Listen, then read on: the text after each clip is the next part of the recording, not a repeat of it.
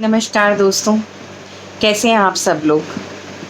आज बहुत बहुत भारी मन से ये वीडियो बना रही हूँ। My heart is crying for people who are suffering, people who are not even getting beds, not even getting the basic medicines, not even getting life saving oxygen, or else even people who are having beds, who are in the hospital, how badly they are struggling.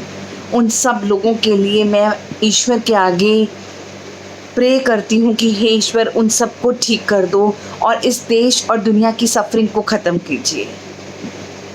पहले मेरा बिल्कुल मन नहीं था आज video बनाने का, लेकिन मुझे लगा ये मेरा कर्तव्य है, मुझे बनाना चाहिए, मुझे लोगों को बताना है कि वो उस स्थिति तक ना पहुंच सके जहां से वापस आने में कठिनाई हो जाए।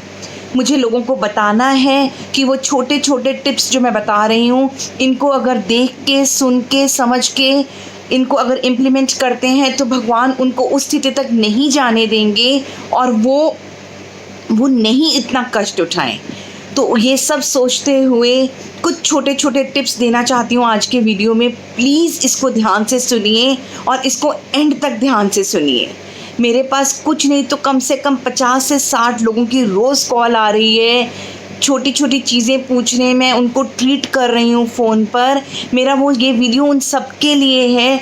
हो सकता है कि मैं इतना ना ठीक से ट्रीट कर सकूँ, ना ठीक से हर पॉइंट बता सकूँ उधर, तो कम से कम दवाइयाँ तो मैं सारी बता रही हूँ, टेस्ट भी सारे बता रही हूँ, सब कुछ बता रही हूँ। पर अगर कोई एक आधा पॉइंट रहता भी है तो आप अगर इस वीडियो को ध्यान से देखेंगे तो आपको आपकी क्वेरी सारी क्लियर हो जाएंगे। I mean you will not have any more questions left with you. तो दोस्तों मैं ये बताना चाहती हूँ कि ये जो नया वाला जो कोविड है, जो नया वाला स्ट्रेन है, सबसे पहले ये हम सब लोग जानते हैं ये बहुत ख़तरनाक है, बहुत कॉन्टेजियस है। इधर फैमिली का एक बंदा नहीं, सारी फैमिली को ये लपेट रहा है, पूरे लोगों को ये लपेट रहा है। और इसकी जो कॉम्प्लिकेशंस हैं, इसकी जो चीज़ें, इसकी जो रफ्तार हैं, आप सोचते भी नहीं हो, आपके सोचने से पहले ये पीक टच कर चुका होता है।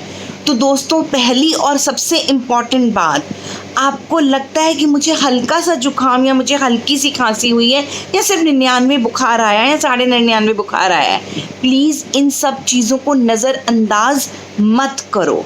ये आपका शुरुआत हो रही है, बिकॉज़ मैं देख रही हूँ कि इनवेरिएबली इफ़ नॉट 2 में से 1 मरीज़ तो मेरा कोविड-19 पॉजिटिव है ही है। तो आप ये मान के चलिए कि अगर आपको कुछ भी थोड़ा सा हुआ है, you need to get your investigation done there and then. क्यों? क्योंकि इन्वेस्टिगेशन भी इतनी जल्दी हो नहीं पा रहे हैं और उनकी रिपोर्ट्स भी जल्दी नहीं आ पा रही हैं। मेरे को जितने लोग भी बता रहे हैं, I am starting with the basic medicines which are needed, और बेसिक मेडिसिन्स उसको स्टार्ट कर दो। अपने आप को कोविड पॉजिटिव समझ के बेसिक मेडिसिन स्टार्ट कर दो, खुद को आइसोलेट कर लो। दोस्तों आइसोलेट करने का मतलब मैं ये नहीं कह रही कि लोनलीनेस में चले जाओ। आपका दरवाज़ा खुला हो सकता है, आपके घर के लोग बाहर से आपसे बात कर सकते हैं, सिर्फ आपने क्या करना है कि उस टाइम पे मास्क लगा के रखना है। खुद को थोड़ा सबसे दूर रखिए ताकि ना और लोगों में ये संक्रमण फैल सके। पहली बात ये। दूसरी सबसे इम्पॉर्टेंट बात है दोस्तों कि अपने ऑक्सीजन लेवल्स को मॉनिटर कीजिए। हर 2 घंटे में अपने ऑक्सीजन लेवल्स मॉनिटर कीजिए, अपना टेम्परेचर देखिए। अगर आप बीपी के मरीज़ हैं या शुगर के मरीज़ हैं तो दिन में कम से कम 2 बार अपना बीपी और 2 बार अपनी शुगर चेक ज़रूर कीजिए। ये पूरी तरीके से ध्यान में रखिए कि आपका बीपी और शुगर बिल्कुल मेंटेन्ड है, क्योंकि जिन लोगों को शुगर है, ज़्यादातर जिन लोगों को शुगर है, उनकी क्रिटिकलिटी, उनकी कंडीशंस ज़्यादा क्रिटिकल हो रही हैं इस वाले कोविड से। तो अगर आपकी शुगर्स, मैं डायबिटिक्स को डरा नहीं रही हूँ, मैं वार्न कर रही हूँ कि अगर आपकी शुगर्स कंट्रोल में हैं तो ये आपको बहुत ज़्यादा नुकसान नहीं देगा, लेकिन अपनी शुगर्स को कंट्रोल में रखना आपके लिए बहुत ज़रूरी है। हम लोग नॉर्मली भी जानते हैं कि शुगर के मरीज़ को कोई भी इन्फेक्शन होता है तो उसको ठीक होने में वक्त लगता है। अब अगर आप डायबिटिक हो और आपको बहुत ज़्यादा निमोनिया हो गया है या कुछ भी लंग इन्फेक्शन हो गया है तो आपके ठीक होने में टाइम लगेगा, और उस दरमियान क्या होगा कि आपकी ऑक्सीजन एकदम डिप करती चली जाएगी और आप क्रिटिकल स्टेज में आ जाएंगे। तो दोस्तों, अपनी शुगर, बीपी, हार्ट की दवाइयाँ लेते हैं, लिपिड प्रोफाइल की दवाइयाँ लेते हैं तो उनको नज़रअंदाज ना करें और कोई लापरवाही ना करें। अपनी दवाइयाँ पूरी ठीक टाइम से पूरी तरीके से लीजिए ताकि आपके शुगर और बीपी पूरी तरह कंट्रोल में रहें। तीसरी इम्पॉर्टेंट बात, मैंने आपको बोला कि पल्स ऑक्सीमीटर से ऑक्सीजन चेक करें, टेम्परेचर चेक करें। जो पेशेंट है वो तो चेक करें, रादर जो उनके फैमिली मेम्बर्स हैं दिन में 1 या 2 बार वो लोग भी अपनी ऑक्सीजन ज़रूर चेक करें। देखिए, अगर आपकी ऑक्सीजन 95 तक यानी कि 95 तक चल रही है, आपको बेसिक मेडिसिन स्टार्ट हो गई हैं, आपका फीवर बहुत ज़्यादा हाई नहीं है, तो आप ईश्वर के आगे धन्यवाद कीजिए कि आपकी परेशानी कम है। लेकिन जहाँ 94 आपकी ऑक्सीजन टच करती है, प्लीज़ अपनी दिमाग की बत्ती जला लीजिए। It's a big big red flag sign कि 94 से नीचे नहीं जाने देनी ऑक्सीजन। कुछ भी ऐसा करके करना है कि 94 से नीचे ऑक्सीजन नहीं जानी है। समझ लो मेरी बात, 94 is a big warning sign. इसके नीचे गई और 90 पर आ गई तो ऐसे ऐसे ऐसे ये 60, 70, 50 में चली जाएगी, आपको पता भी नहीं चलेगा। तो 94 एक बहुत बड़ा नंबर है, इसको याद रखिए दोस्तों। 94 पर जाते ही, और अगर आपका टेम्परेचर कम नहीं हो पा रहा है या 7-8 दिन हो गए हैं, क्योंकि 7वें 8वें दिन तक निमोनिया अपनी पीक पर आ जाता है, 7-8 दिन हो चुके हैं और आपका टेम्परेचर हाई चल रहा है और आपकी ऑक्सीजन गिरनी शुरू हो गई, जो ऑक्सीजन शुरू में 98, 99 थी वो 95, 96, 94 पे अगर आनी शुरू हो गई, इसका मतलब आपकी डिटीरियोरेशन शुरू हो गई है।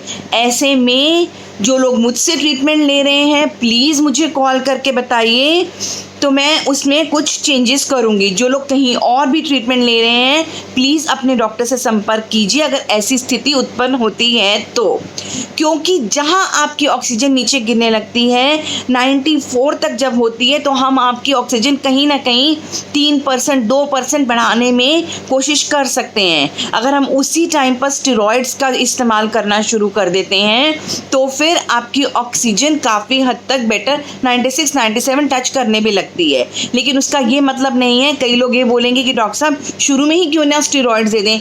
नहीं दे सकते आपको शुरू में स्टेरॉइड्स देने से उसका नेगेटिव इफेक्ट भी आ सकता है। तो एक सोच समझकर ये एक डॉक्टर को ही समझना पड़ेगा, जांचना पड़ेगा कि कब स्टेरॉइड देना है और कौन से एंटीबायोटिक्स उस टाइम पर देने हैं और कौन सा एंटीवायरल ड्रग भी अगर उस टाइम पर टाइम से अगर वो स्टार्ट हो जाएगा तो बहुत हद तक आप 94 से 97 तक आ सकते हैं। दूसरी बहुत इंपॉर्टेंट बात है जो आजकल पूरा चलन चल रहा है, शायद लोगों को पता भी होगा, कि अगर आप सिर्फ और सिर्फ अपने पेट के बल लेटते हैं तो आपकी ऑक्सीजन 2-3% बढ़ सकती है। आप स्टीम लें, आप पेट के बल लेटें, आप अनुलोम विलोम योगा कीजिए, आप थोड़ा सा चलिए भी अपने कमरे में, और आपका स्टेरॉइड्स और एंटीवायरल ड्रग्स अगर स्टार्ट हो जाते हैं उस टाइम पर तो आपके ऑक्सीजन लेवल्स में काफ़ी हद तक बेटरमेंट आने के चांसेस बन जाते हैं। तो मेरा सिर्फ ये कहना है, क्योंकि बहुत लोगों से मैं पूछती हूँ ऑक्सीजन लेवल कितना है, they are not even having pulse oximeter. Please अपने पास पल्स ऑक्सीमीटर लीजिए, रखिए अपने घर में। सिर्फ पेशेंट नहीं, उसके अटेंडेंट भी अपना ऑक्सीजन लेवल्स चेक करते रहें, क्योंकि यू नेवर नो, कॉन्टैक्ट तो अटेंडेंट्स को भी हुआ है। आप पेशेंट को देख रहे हैं और मैंने देखा है कि अटेंडेंट्स कोलैप्स कर रहे हैं, तो इसलिए आपको पूरी फैमिली को इस चीज़ का ध्यान देना है। बेसिक मेडिसिन जो हैं, आइवरमेक्ट हो गई, डॉक्सी हो गई, विटामिन हो गए, विटामिन सी हो गई, जिंक हो गई, ये सब the entire family should take it, and when the correct time comes, when in need, we will start with the steroids, higher antibiotics and certain other antiviral drugs. आप लोग शायद मेरी बातों को समझ सकें, प्लीज़ समझिए। और बीपी, शुगर, हार्ट की कोई परेशानी है तो उसको नकारिए मत, अपने शुगर लेवल्स को बिल्कुल नॉर्मल रखिए, क्योंकि शुगर के पेशेंट्स में ज़्यादा क्रिटिकल केसेस आ रहे हैं। आई होप ये बातें आपको अच्छी लगेंगी, समझ में आएंगी और आप इस पर ध्यान देंगे। Thank you very much friends, thanks a lot.